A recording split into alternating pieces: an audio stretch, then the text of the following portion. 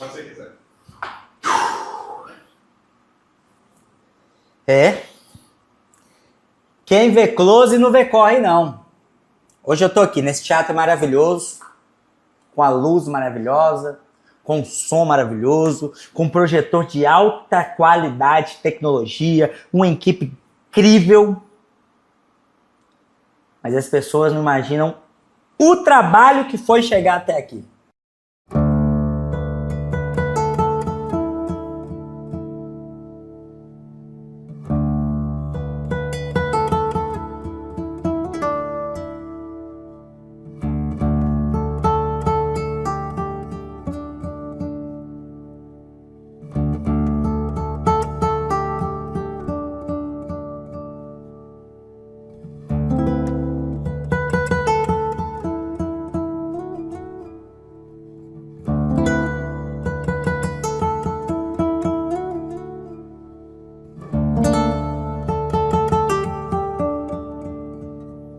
Eu comecei com arte, não foi bem no teatro, foi dançando balé. Quando eu cheguei aqui em Patinga, com 23 anos. Então, do balé, nós fundamos um grupo de teatro dentro da Academia Olguim. Eu fui assistir esse ensaio, era o Boca de Cena que estava ali começando, quem estava dirigindo era o Francismar Vasconcelos. Durante o ensaio, o Francismar fala para mim, é aquele papel ali que você vai fazer. Eu, como assim? Eu não sou atriz. Eu estou aqui só para assistir ensaio. Não, ninguém passa por aquela porta para assistir ensaio. Quem entra aqui vai fazer teatro e você vai fazer teatro. Eu criei o trio cômico Lacraia e seus componentes. E éramos eu, Francismar Vasconcelos, como sempre, e Nilo Alves. Perdemos em 78 o Nilo Alves, vítima de um acidente automobilístico. Aí o Francismar foi para o grupo Quebra-Cabeça do Colégio São Francisco ser assistente de direção da Eliane Santos. E convidou-me. Então eu fui assistir um ensaio e fiquei 10 anos dentro do grupo Quebra-Cabeça e deslanchamos na área do teatro propriamente. Eu comecei no teatro com 15 anos e foi no Colégio São Francisco. A professora Eliane Santos, que era professora de artes na escola, ela fazia várias peças, apresentações e ela fez uma seleção de elenco para montar um espetáculo que era Tribobó City. Eu não participei porque eu não queria, eu era muito tímida, não vou fazer parte disso, mas a minha melhor amiga entrou para o teatro e eu comecei a acompanhar os ensaios por causa dela. Aí tinha uma atriz que faltava, entra ali no lugar, substitui, aí você decora o texto, aí a coreografia, aprende a coreografia. Dona Zélia Olguim, bravérrima, fazendo coreografia com a gente. Então acabou que no final quem entrou no palco fui eu, estreiei o espetáculo. E depois disso eu nunca mais parei. Me convidaram para ir ao Teatro de Bolso assistir uma peça infantil da Sula Mavrudes, chamada Vamos Brincar de Brincar. E depois de assistir aquela peça naquele sábado pela manhã, eu descobri que todos os sábados tinha uma reunião de grupo de teatro ali. E que os grupos de teatro se reuniam ali na Proc para falar sobre o movimento, para falar sobre os festivais. O que eu fiz? Na segunda-feira eu já estava lá perturbando Marilda Lira. O Start parte desse momento ali do Rediteia, que era um projeto do Grupo Farroupilha em parceria com a Companhia Cômica, lá de Belo Horizonte. E aí, os artistas da Cômica faziam residência dentro do Grupo Farroupilha, convidavam os artistas daqui, para estar participando, e aí depois um diretor local, no caso foi a Claudiane, fazia a direção desse espetáculo, isso lá em 2008. A escola que eu estudava, especificamente, teve o teatro como um grande mote, e foi uma época que o Augusto Boal, que é a pessoa que sistematizou o teatro do oprimido, ele veio para o Vale do Aço, ele começou a trazer situações diferenciadas dentro do contexto educacional. Eu sou usuária de algumas situações psiquiátricas e na escola isso era um caos. E o projeto do Teatro do Oprimido me trouxe à luz para várias coisas, inclusive que a debilidade podia ser um superpoder, como no teatro conseguiram conduzir coisas. No início do 7 de outubro, por exemplo, teve várias situações de encenação que eu não participava. E o Zé até brincava assim, Zé Lopes, no teatro tem gente que é boa de cenário, você não precisa só fazer atuação. Então eu não conseguia cantar, não conseguia falar, porque eram várias questões ali dentro de mim para poder dar conta. Eu ficava ali no entorno o tempo inteiro, participava, me sentia parte do elenco, E aí as pessoas disseram para mim, dessa vez você vai participar. Mas eu não conseguia cantar, eu não conseguia atuar. Aí falaram, tem a burrinha, me colocaram na burrinha. E a história da burrinha na minha vida foi fundamental para eu querer ser artista. Porque teve um festival de teatro aqui, foi o último festi que aconteceu, e era promovido pela haste, e tinham vários profissionais e os jurados. Eu ganhei um prêmio de atriz revelação. Me deu um start, eu não sei como ou que situação, que eu comecei a decorar textos, eu comecei a ir para a cena e me sentia mesmo apta, que eu não conseguia me sentir antes. Eu não escolhi fazer arte. A arte me possibilitou a vida. Eu não sou ipatinguense, mas cheguei para Ipatinga com uns 9 para 10 anos de idade, justamente próximo de uma tragédia aqui em Ipatinga, na enchente de 79. Chegando aqui em Ipatinga, no meados dos anos 80,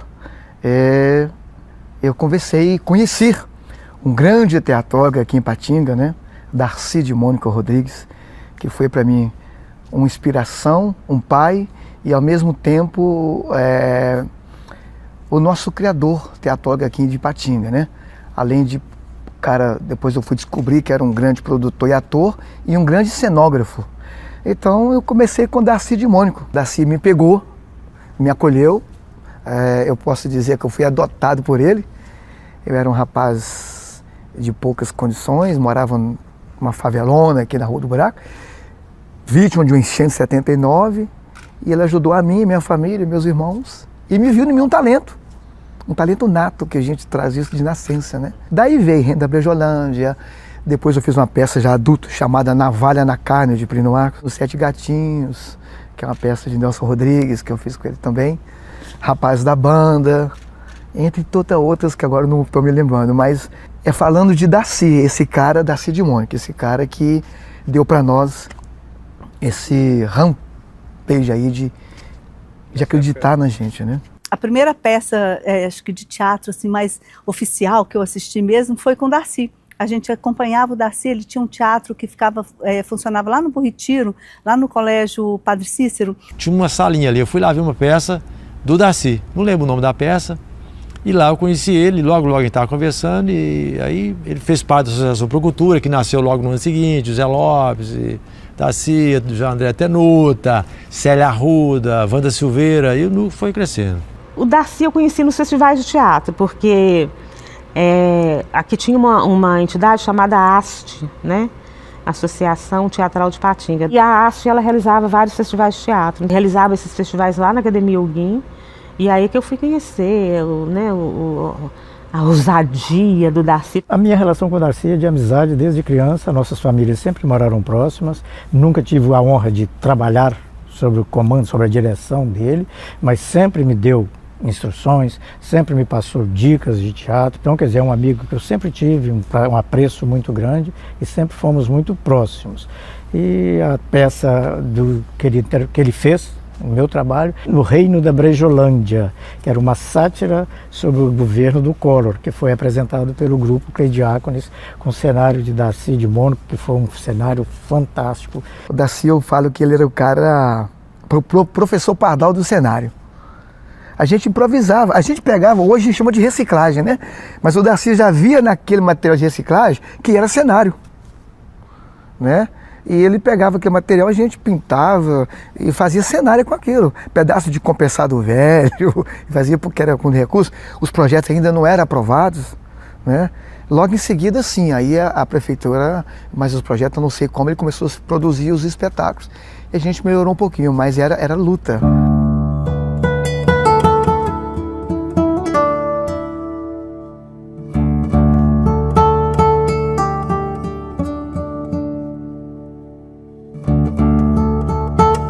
Eu comecei a trabalhar com Darcy e com Adão, que são pessoas, Darcy, altamente próspero e profissional, foi um grande mestre de todos nós, e o Adão de Faria, que sempre foi a PROC, na verdade. O Adão e o André entraram para a diretoria da PROC e eu fui junto, né, porque a gente fazia tudo muito junto, né, turma do Boca de Cena, e eu virei a diretora financeira da entidade. Eu fiz um espetáculo sob a direção do Adão, com iluminação do Ricardo, ainda com uma atriz baiana, minha amiga, e aí a partir desse contato eles me convidaram para vir trabalhar com eles na APROC. Eu fui convidado para fazer parte da Associação Procultura, que era um sonho do Walter Brink, do André Tenuta, montar um núcleo ativo de ativação da arte e cultura no Vale do Aço, mas que tinha que ter grupos de apoio para que a Associação Procultura se movimentasse.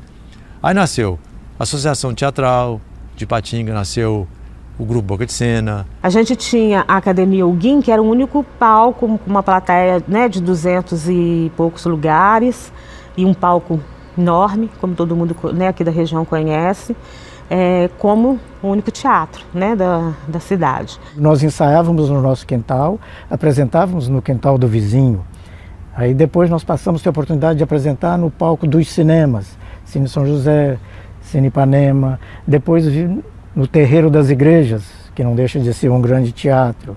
Depois veio o Ataí, que é a Associação de Teatro Amador de Ipatinga, que era um teatrozinho minúsculo numa sala do Colégio Padre Cícero, ali onde fizemos Chorriso, fizemos a História do Juiz, apresentada ali naquele teatro. Depois do Ataí, depois do sindicato, tivemos o prazer de fazer na Academia Huguim. Ali nós fizemos A Última Esperança, foi apresentado lá em 1980, né? A Última Esperança, 82, Tribobó City, e o Festi, os primeiros festivais de teatro de Ipatinga foram na Academia Huguim, com o fosso lotado, a plateia lotada, tudo acontecia ali na Academia Huguim. E a Dona Zélia abarcava esse povo, toda essa carência que tinha do teatro, da dança. E a Academia Huguim sempre teve, mesmo nos piores momentos, confabulando comigo, discutindo, a gente sempre esteve muito próximo.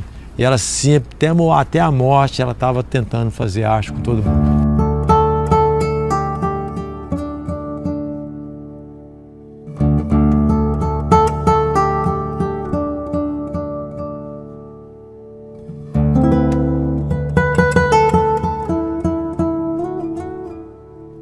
E se nós formos falar, Gustavo, de Vale do Aço, nós vamos pegar a Casa de Cultura, nós vamos pegar aí as primeiras montagens aí, o Alto da Compadecida, Carlos Vieira, Dr. Carlos Vieira, Manuelita Lustosa, Ricardo Maia. Tinha um movimento já sólido aqui, né, que era da Casa de Cultura, com o Ricardo Maia, o próprio Darcy já fazia parte, o próprio Guarnieri estava em torno da Casa de Cultura, que era um espaço que tinha ali no Caladinho.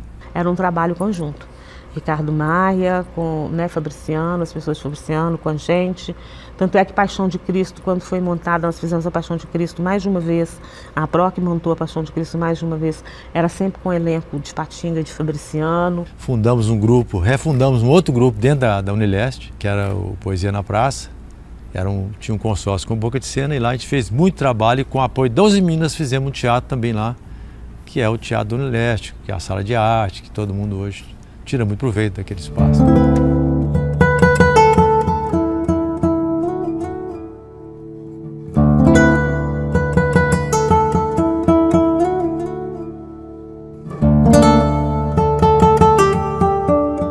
O meu orgulho de ter trabalhado com tantas pessoas profissionais que hoje também contam a história do teatro no Vale do Aço, eu pude ter isso através do Guarnieri. Porque o Guarnieri, ele sempre foi uma pessoa de coletividade. O Guarnieri trabalhou com a Claudinha Nunes. Você conheceu a Claudinha Nunes? Claudinha Nunes fez com uma atriz excelente, fez com o Guarnieri O Mercador de Sonhos, que foi um dos primeiros espetáculos internacionais. O Guarnieri, ele levou a Companhia Corpo de Prova no outro patamar. O Guarnieri levou a companhia para apresentar nos Estados Unidos, no Teatro Little Flags. Eu tenho essa gratidão imensa pelo Guarnieri, porque o Guarnieri, ele recontou a história do teatro no Vale do Aço. A Companhia Corpo de Prova, ela estreou com um espetáculo chamado Jogo de Comprar, dentro de um festival de teatro. É uma companhia que nunca parou de atuar, e eu conservo isso. Paralelo ao trabalho de Santinhas do Pauoco, a companhia, ela trabalha também com repertório. E eu mantenho isso no repertório da Companhia Corpo de Prova. Nós fazemos Shakespeare, nós fazemos Carlos Drummond de Andrade, nós fazemos repertório de teatro infantil. O Guarnieri, ele tem uma história muito bonita aqui no Vale do Aço, porque é através do Guarnieri que a gente também pôde realizar parcerias significativas com a Uzi Minas, que tanto promoveu e promove e apoia a arte e a cultura no Vale do Aço.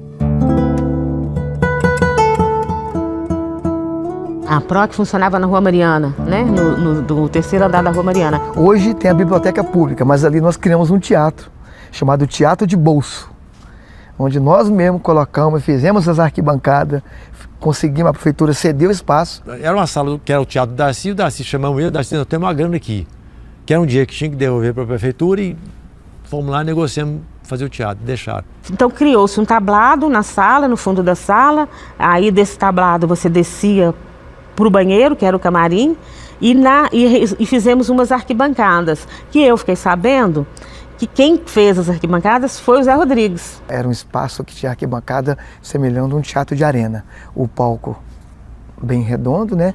E as cadeiras laterais. 42 lugares, um palco madeirite, que cabia lá até 5 atores, razoável, um banheirinho muito apertado do lado. Certo? E 2 ar-condicionados que faziam um barulho desgraçado, certo? Então, e uma bilheteria lá fora, no corredor, na subida ali. Hoje é a biblioteca, né? E ali foram feitos vários espetáculos. Nossa, sua mãe ensinou lá, e o Darcy fez muitos espetáculos. Era ele que gerenciava, ele e a PROC. Os custos foi da PROC, mas ele era o gestor, porque o espaço era dele. A gente tinha um espaço da associação e ele tinha um espaço do teatro. E aí nasceu o primeiro teatro autônomo do Vale do Aço. Nós improvisávamos, fazia as coxias, né? Com retalhos, com pedaço de pano. Cara, era muito caro, né? A gente não tinha como comprar aqui. E realmente o Darcy, cara, eu não sei se eu posso estar falando isso, mas ele tirava do próprio bolso. Do próprio bolso, muitas das vezes. A maioria das coisas que a gente fazia de cenário, de figurino, era com dinheiro do nosso bolso, né? Durante muito tempo. Era sempre com dinheiro do nosso bolso. E depois, quando a bilheteria dava, a gente cobria esses custos, né, e rateava o que dava na bilheteria com o elenco. Então era por amor mesmo. Por isso que hoje a gente ama o teatro. A hora que eu entrei ali, eu tinha que bater nisso aqui, que é com respeito. A gente tem que ter esse respeito por esse espaço aqui. Eu lembro que ele falava muito, que Greta Garbo falava, né? Que para pisar aqui, se o cara não for daqui, tinha que dar choque no pé dele. É uma das falas de Greta Garbo que eu guardo muito, porque é só realmente quem tem amor. Eu até arrepio disso, porque é entrega, é amor.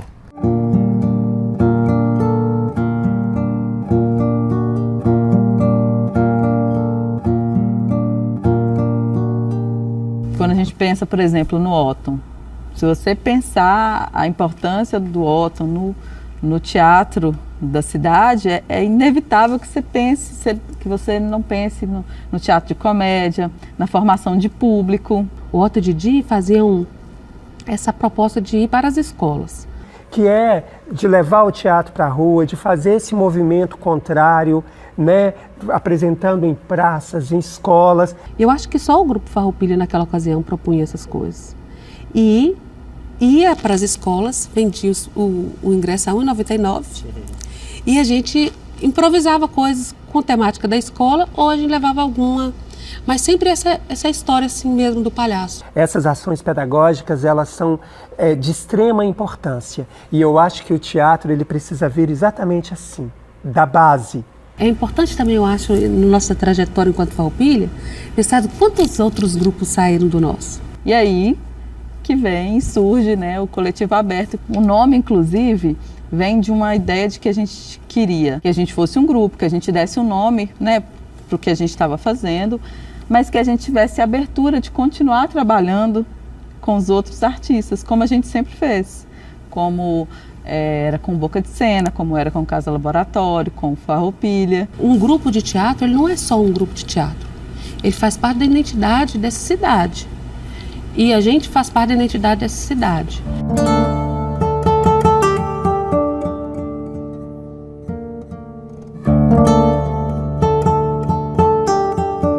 A gente tinha um que era o sonho de ter o nosso centro cultural. A gente queria um centro cultural. Com o apoio da Uzi Minas, que eu estava lá dentro, e outros mais, né? Com a força política do Rotary, que eram muitos parceiros nossos, nasceu o movimento Teatro Já. Fizemos rifa, fizemos uma série de passeatas na cidade, clamando por um teatro. Criamos uma fundação, Fundação Marina Santos. Enquanto isso, a equipe de engenheiros da Uzi Minas fez o projeto. E desse sonho comprado pela Uzi Minas, no caso era o Dr. Rinaldo, que realmente era um cara que vestia a camisa conosco, ia à luta, vendia bilhete e tal, e aí houve uma chance de fazer um espaço que a gente já estava movimentando para fazer lá no centro de Ipatinga, no contingente. De início, o teatro seria construído no final da Avenida João Valentim Pascoal, próximo à Praça Tiradentes. Mas aí, depois de algumas pesquisas, viram que seria inviável em termos financeiros. Aí surgiu a opção de ser no Bosque das Mangueiras, na entrada do Novo Cruzeiro, com o Parque Ipanema. Também não conseguiu fechar uma negociação com a prefeitura para a troca do espaço. Aí o Dr. Rinaldo apresentou em mais uma reunião a opção de fazermos onde hoje é a unidade 2 do Hospital Márcio Cunha, um projeto maravilhoso, com um mirante, inclusive, para a mata que tem o rio ali ao fundo. E já estava tudo praticamente certo. E veio o governo Collor de Mello. Bloqueou tudo, todas as poupanças, todos os investimentos, e a gente ficou ali perdido nesse processo, com o dinheiro bloqueado, sem saber se a gente continuava fazendo ou não, entendeu? Esse espaço aqui, né, do Teatro Zé Leoguim, era uma capela, e a Uzi Minas toma responsabilidade para ela e reforma esse teatro, e em 94 ela inaugura, né? Então era o nosso sonho já realizado, né, dentro com um espaço, um teatro bem equipado de 206 lugares. Para a gente era uma coisa fantástica, porque nós sabíamos que aquilo era cria nossa, que nós impulsionamos, que nós ajudamos. Em 95, nós apresentamos um projeto na Lei Federal de Incentivo à Cultura, tinha acabado de surgir a Lei de Incentivo. Então, em 95, a gente consegue aprovar um projeto e consegue o primeiro patrocínio da Uzi Minas. Esse projeto possibilitava a gente desenvolver várias coisas. Então, a gente ocupou o Zélia, porque a gente não deixava esse espaço fechar.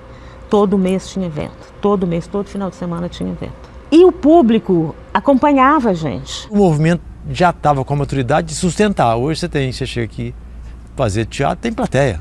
O pessoal vem do Rio de São Paulo, vem cá, pô, mas que é isso? Que lugar é esse? Assusta. E então o Zé Leoguim ficou pequeno. 206 lugares era pouco para poder atender a demanda da vontade do público de consumir a arte. A gente mostrou para os Minas, né, que nós tínhamos potencial. Todo mundo, todos os grupos envolvidos, todo mundo. Nós ocupamos esse lugar. Aí Rinaldo, ao ganhar a presidência dos Minas, ele conseguiu jogar num projeto a confecção do teatro, que era para ser no Bom Retiro, acabou vindo para cá por causa do shopping. Ele amarrou uma coisa na outra para sair, saiu. Um belo num dia, um produtor aqui da cidade, o nome dele é Atílio Caratiero, ele resolve fazer um recital de piano lá no foyer do teatro, do Centro Cultural. Só tinha se inaugurado a galeria. O teatro ainda era buraco, né? A gente fala assim, o teatro ainda era buraco. E foi produzido um recital de piano lá com 400 pessoas. Tá? Música erudita, 400 pessoas. A partir daí, nós migramos para o foyer do Centro Cultural. Lá foi feito Ipatinga Live Jazz. Nós criamos uma caixa cênica improvisada com metalon e cortina e fizemos lá um teatrinho e realizamos lá o Festival da Criança, o primeiro Festival da Criança no ano 2000, com 12 dias de apresentações, 12 dias com mais de 400 pessoas no foyer do teatro. Continuamos aqui no Zélia, mas a gente levava também muita coisa lá para o foyer do teatro. E aqui no CC, o primeiro trabalho, por exemplo, que foi feito aqui do lado de fora ainda, no foyer, que o teatro ainda estava em processo de construção, foi feito com perna de palco. A gente tinha um trabalho infantil com uma oficina para crianças e a gente fez aqui. Foi o primeiro trabalho que começou a trazer o processo do teatro para dentro do foyer, para depois chegar aqui no Grande Teatro, né? Montamos o cenário do Armazém da Viola no ano 2000 e aí foi feito também em setembro de 2000 o primeiro Armazém da Viola, onde a gente sempre avisava, atrás desse tapume está sendo construído um dos melhores teatros de Minas Gerais, ou se não do Brasil, vocês vão ver. Aí, a partir da inauguração, aí é o sonho concretizado, né, da gente ter um centro cultural. Então, hoje a gente tem 2 grandes equipamentos bem equipados. A Academia Huguim, ela foi reformada agora em 2019, mas ela ainda precisa de várias coisas que a gente só consegue via projeto. Então, todo ano a gente faz uma coisa. Hoje lá já está com um sonho, uma iluminação básica.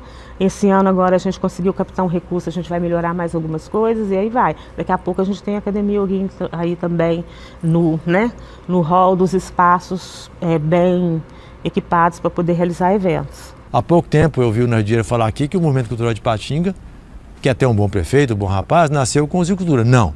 Nasceu com a sua mãe, comigo, com o Guarnieri, com o Ricardo Maia, com o Zé Lopes, com a Eliane Santos, com o Francis Mar, que é um cara que lutou muito. E a história do teatro de Ipatinga, hoje nós temos essa popularidade, essa popularização do teatro, graças à base que nós tivemos lá atrás, graças à memória. E eu acho que uma das coisas que a gente tem que lutar por ela é a preservação da memória. Porque sem a memória, o povo não tem identidade.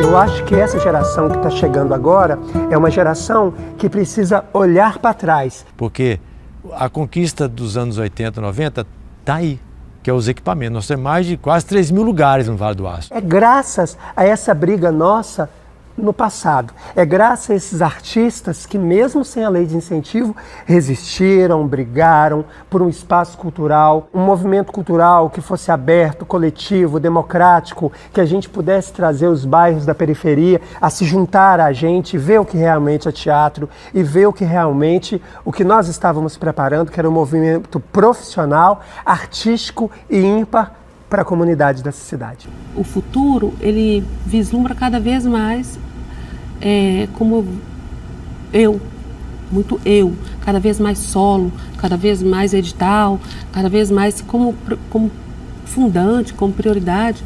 E talvez, se a gente se olhasse e a gente conseguisse colaborar mais entre nós, fosse, no meu ponto de vista, um lugar mais rico, mais afetuoso. Não basta conhecer o passado, é preciso compreendê-lo. Passado não é aquilo que passa, passado é aquilo que fica do que passou. O teatro é eterno, ele tem essa coisa que transcende épocas, gerações. Mas como que a gente continua também falando e passando e perpetuando o nosso modo de fazer, sabe? A arte aqui nessa região. Eu sempre quero acreditar que dias melhores virão, sabe? Porque por mais que as instituições e as pessoas desinformadas tentam jogar a gente no chão, eles às vezes até conseguem, mas a gente sempre se ergue. E um dando a mão para o outro. Aqueles que foram merecem todo o nosso amor e respeito. Eu não entro aqui, em qualquer palco, até hoje, sem agraciar primeiro Deus na nossa vida, Ele que rege tudo na nossa vida, o nosso Pai, mas essas pessoas. Quando a cortina fechar, parceiro, acabou. Aí já era. Mas acabou para quem foi, um pouquinho. Mas a cortina abre para trazer de volta essas pessoas que tanto lutaram, que tanto batalharam, para que naquela época, nos anos 80, 90, aqui em Ipatinga, a dificuldade de se fazer teatro, a dificuldade de mostrar arte, ainda num pouquinho da censura, tem peças que talvez não poderiam ser contadas, né? Mas eles lutaram. E eu só tenho a agradecer a vocês.